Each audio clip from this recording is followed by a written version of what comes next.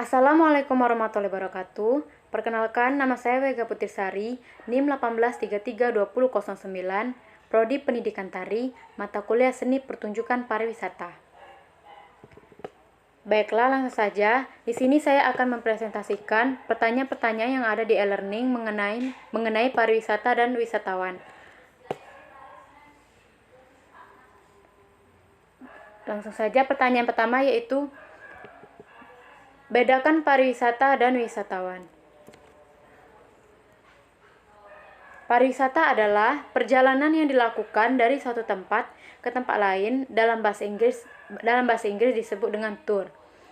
Menurut etimologi, kata pariwisata diidentifikasikan dengan kata travel dalam bahasa Inggris yang diartikan sebagai perjalanan yang dilakukan berkali-kali dari satu tempat ke tempat lain. Atas dasar itu pula, dengan melihat situasi dan kondisi saat ini, pariwisata dapat diartikan sebagai suatu perjalanan terencana yang dilakukan secara individu atau kelompok dari satu tempat ke tempat lain dengan tujuan untuk mendapatkan kepuasan dan kesenangan. Yang kedua yaitu wisatawan. Wisatawan merupakan orang yang melakukan perjalanan dalam bahasa Inggris yang disebut dengan travelers.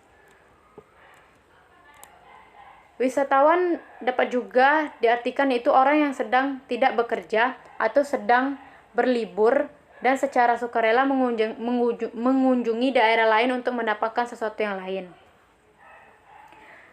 Pertanyaan yang kedua yaitu uraikan kategori seseorang yang disebut wisatawan. Seseorang disebut wisatawan yaitu dengan mengunjungi suatu tempat yang daerahnya berbeda dengan tempat tinggalnya. Pertanyaan ketiga yaitu jelaskan kriteria sebuah tempat yang menjadi destinasi wisata lengkap dengan contoh destinasi di tempat Anda atau tempat lain. Kriterianya yang pertama, ramah internet. Yang kedua, kejelasan akses ke tempat wisata. Maksudnya, tempat wisata menyediakan modal transportasi antarjemput. Ketiga, keramahan pengelola dan penduduk sekitar tempat wisata yang dikunjungi. Yang keempat, ketersediaan fasilitas dan 3K. Maksud dari 3K yaitu keamanan, kebersihan, dan ketertiban, yang merupakan syarat paling utama tempat wisata yang dikunjungi. Yang kelima yaitu ramah foto, selfie, dan wifi. Yang keenam, tempat wisata ramah anak. Dan yang ketujuh, konsep wisata terpadu. Contoh destinasi di tempat saya yaitu di Kabupaten Bengkulu Selatan. Gambar pertama yang sebelah kiri yaitu Pantai Pasar Bawah. Pantai Pasar Bawah ini letaknya dekat dengan pusat kota, membuat pantai ini selalu ramai pengunjung. Terlebih, fasilitasnya lumayan lengkap seperti payung dan tempat duduk yang nyaman persis di bibir pantai, sehingga saat duduk santai maka ombak yang datang akan lebih terasa. Pesona alam yang ada di pantai ini sangat indah dan menyenangkan. Banyak pemandangan indah yang memanjakan mata antara lain laut yang biru, pohon kelapa hijau, dan langit yang cerah. Para pengunjung biasanya lebih menyukai pemandangan alam pada sore hari karena suasananya nampak lebih romantis dan manis. Yang kedua yaitu di bawah Pantai Pasar Bawah ada Meriam Honey Sweet. Meriam Honey Sweet merupakan sebuah meriam besar peninggalan Inggris yang pernah menduduki kota Mana dalam waktu yang cukup sebentar saja. Meski hanya sekejap mata, namun pada masa itu keadaan cukup sulit, tidak seperti sekarang yang sudah merdeka ini. Ukuran panjang laras ada sekitar 3,4 meter, kemudian memiliki lebar 90 cm dan ukuran dapur mesiu sekitar 2,5 meter.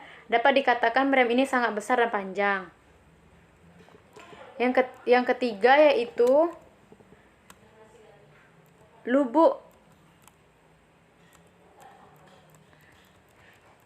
Supit. Lubuk Supit, sebuah lubuk, ialah bagian sungai yang agak dalam atau sebuah cekungan dari sungai. Tidak heran jika Lubuk Supit ini juga memiliki himpitan dari dua tebing batu yang indah. Sesuai dengan namanya, lubuk ini juga memiliki bagian cekung yang sama indahnya. Banyak pengunjung yang suka dengan bagian dalam ini karena cukup unik. Pada bagian pinggir batu juga ada lumut hijau yang membuat pesona alam menjadi lebih indah. Belum lagi tumbuhan hijau yang ada di sekitar lubuk. Sangat cantik dan asri. Yang keempat, ada air terjun tingkat. Air terjun 3 tingkat. Air terjun 3 tingkat. Air terjun 3 tingkat sesuai dengan namanya, yaitu air terjun ini memiliki 3 tingkatan yang masing-masing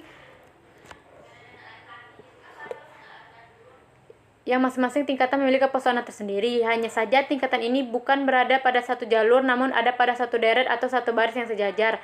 Dapat dikatakan mirip dengan tiga mata sumber air. Kemudian ada tebing batu cantik yang membuat pesona nampak lebih memikat. Tiap tingkat sumber air tersebut memiliki ukuran berbeda, yakni 10 meter, 20 meter, 30 meter. Semacam anak tangga yang memiliki ukuran berbeda tiap tingkatnya. Baiklah, itu saja yang dapat saya presentasikan. Lebih dan kurang saya mohon maaf. Wassalamualaikum warahmatullahi wabarakatuh.